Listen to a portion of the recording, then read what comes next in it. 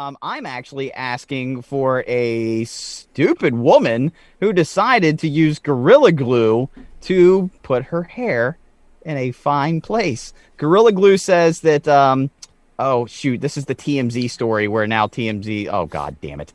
Here's the brass tacks of this. So some lady ran out of hairspray, and she had some Gorilla Glue lying around. She decided, well, this stuff should actually put my hair and lock it in place, so I'll just use it as well. And now she's going to try to sue Gorilla Glue because the adhesive was too powerful and permanently put her hair in a position. There's several follow-ups to this story. She actually had to go into surgery where surgeons had to apply all sorts of solvents and use all sorts of gadgets to individually separate each hair strand. This is after it took her 5 days to be able to cut through the actual ponytail.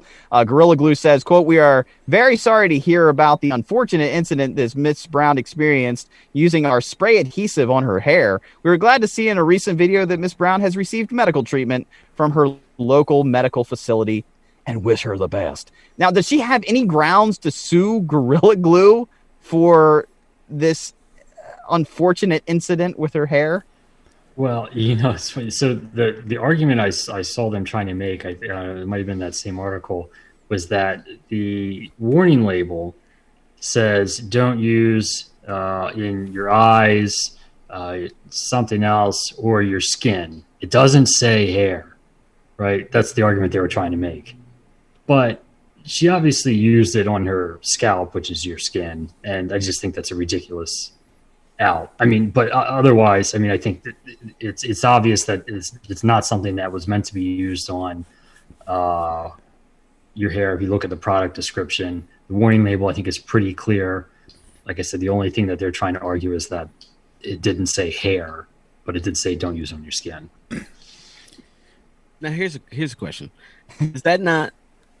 I don't know if this is just fable or maybe I've heard it, but is that not the whole McDonald's or Burger King hot coffee fucking defense? Well, that's why there's a warning now on the coffee. Yeah. So what I'm saying is, isn't there precedent then that, well, you didn't put hair on it and I'm an idiot? So, but that lady won the coffee lawsuit though, because they determined that, yeah. Well, all right. So you're saying, I guess it does come down to whether or not that warning's sufficient. I mean, you have to have that warning on there, right? But I would argue that it wasn't necessarily the putting it on her hair, which was the problem. If you put it on your hair, I meant like just a strand of hair, that's going to probably just glue the hair together. And that sucks. You probably got to cut that little piece of hair off. But it's the putting it on her scalp, which is skin. That's what caused the issues. Gotcha. And there is a warning about not putting it on your skin. The extent to which she used it. So she probably could have got away with it with like a little rub into the hands, run it through, good to go. But she was like, this is all over her fucking head. This is like LA Looks, like 600. If you really want to get down to it. Okay, here's a follow-up question that I just thought of. So if this moves on to trial, and let's just say in some fictional world this lady actually wins, could Gorilla Glue then go and sue the company they hired to create the warning label? Because I'm sure they have to pass this through some sort of FDA approval. Can humans be even in proximity to this substance?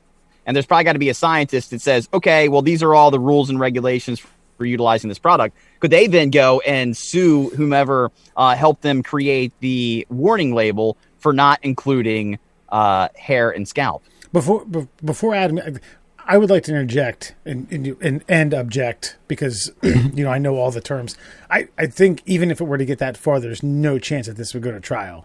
That Gorilla Glue would just pay her out. But like, here's 50 grand. Maybe I'm wrong. Adam, I don't know. I think that I think Gorilla Glue doesn't mind the free press from all of this, probably.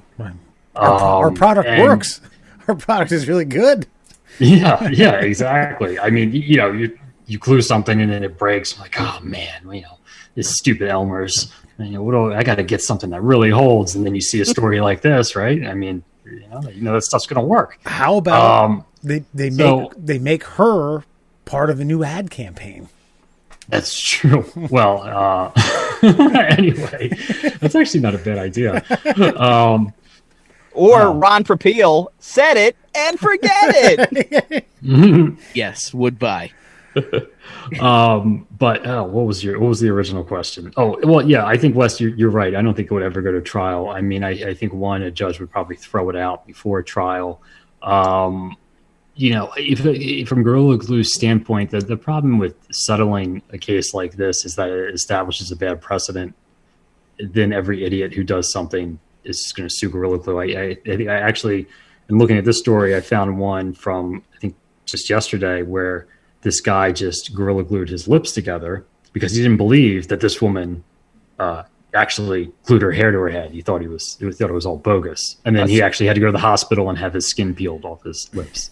Aspiring rapper Lynn Martin decided he would do the Gorilla Glue challenge, not believing the story of the lady with the hair. Actually glued a cup to his face and had to have part of his top lip removed and can have no moisture in contact with his lip after a skin graft for up to 3 weeks. He ain't rapping no more.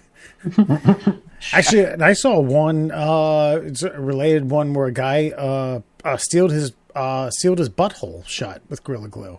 Did you see that? No, I didn't see it. I just made that up. That didn't happen. But it will now. Thank you. It will.